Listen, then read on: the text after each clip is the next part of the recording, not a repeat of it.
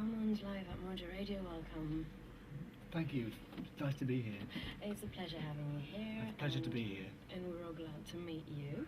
So I just informed our listeners about your presence here. And well, I think we're ready to start, right? Absolutely. Whenever you're ready. Okay. So you've already been to Greece 3 years ago. So what would your experience be from your contact with the Greek audience? Well, I always find audiences wonderful whenever I come here, so it's always a great pleasure for me to come here. And the audience is always very warm to me and they kind of know a lot about my music as well. So they know about my history, because I think I've come to Greece many times to play in the past.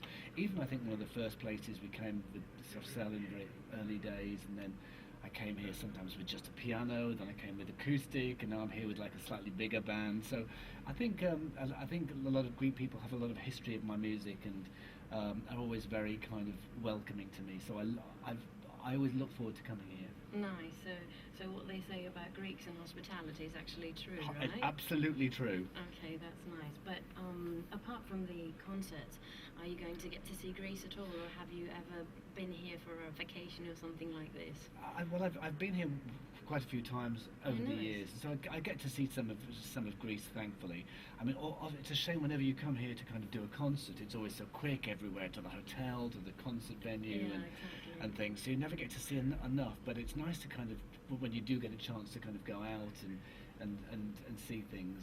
It's always like I'm travelling today, so lots of very beautiful scenery that I hadn't seen before, and it's always beautiful to be by the sea as well. Yes. So it's a really beautiful country to visit. Okay, that's nice. Thank you to say this for a country. So while you have a large following in Greece especially, you're best known to many people for Tainted Love, your first big hit. So how do you feel about this? Well, I think my fans know me for lots of different things. Well, for sure. So I think my fans are much more. It would do my fans a disservice to say that they only know me for this song. I think so. There is probably a big, more of a crossover audience who all know this song very well, because it's an incredibly classic song.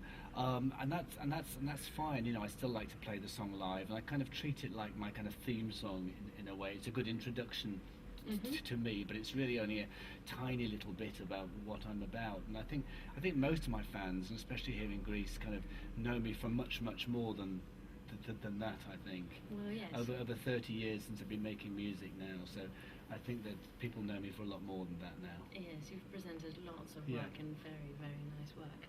So, as you said, it's been 30 years since you started your career. Yeah. Do you feel that you have the same energy and passion for creation, for music? I think I have more energy and passion, actually. I do. I never lose my passion and energy for music, and I always enjoy it so much. I'm always looking forward to doing something new. I mean, at the end of this year, my 30th year, maybe I will reevaluate things and think about what direction I want to go in for a while, and maybe do something a little different for a while. I'm not sure yet, but I'll always come back to music. It's what I like to do best, and it's what I know best, and what I'm best at, I think. And I think, you know, a few years ago I had a very bad accident, of course, and I was lucky to survive from that, and let alone get back on stage and in the studio. Yes, so when I did, it gave me bigger appreciation of this and more enthusiasm for it. Nice.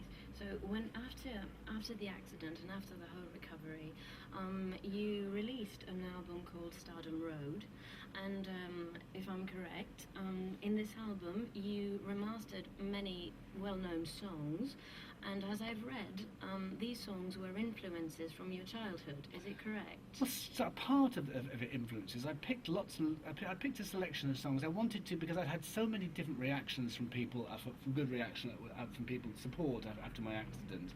It was very conscious of me to make an album that was much more the mainstream record, as opposed to maybe the more artistic records that I've done. So hence I made Stardom Road, but I took a lot of care over the songs, because even when I choose to do cover songs, I don't always tend to go for the more obvious type of well-known songs. I try to pick unusual songs, and songs that are really, that people will listen to them and they'll think, well, that could very easily be a Marc Almond song. It says something about my life and something about my story, and I can feel an affinity with it when I sing it, and I can make it my own. So I tried to do that with Stardom Road, make an album that would appeal to a lot of people, but at the same time make an album that was very true to my songs about my life and about me. After the accident, I couldn't write songs for a while, Yeah. so it was the obvious thing to do was to do an album of cover songs to get back in the studio again. So even after, when you started creating songs after the accident, do you feel that this part of your life, it actually changed your music style, or? It didn't so much change my music style. It changed my appreciation of music. That I I enjoy being back. It was very hard for me to get back on stage with confidence and with just generally to recover from the injuries that I had in the accident. I maybe sometimes.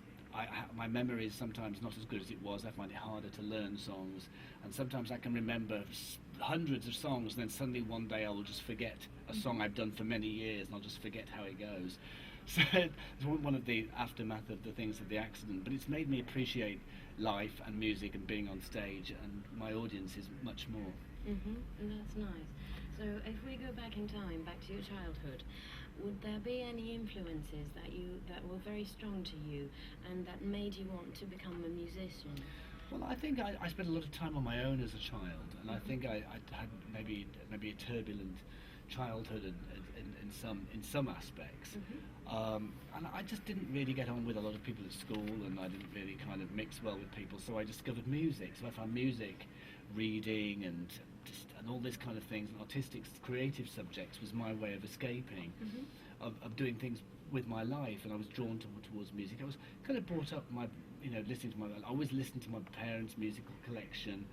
It wasn't a very exciting collection, but I listened to their musical collection. When I was about 12 or 13, I started buying records for the first time, going to concerts for the first time. So it was always my way of kind of like that's seen me through life. Music has always seen me and supported me through difficult times of my life. So how about the bands?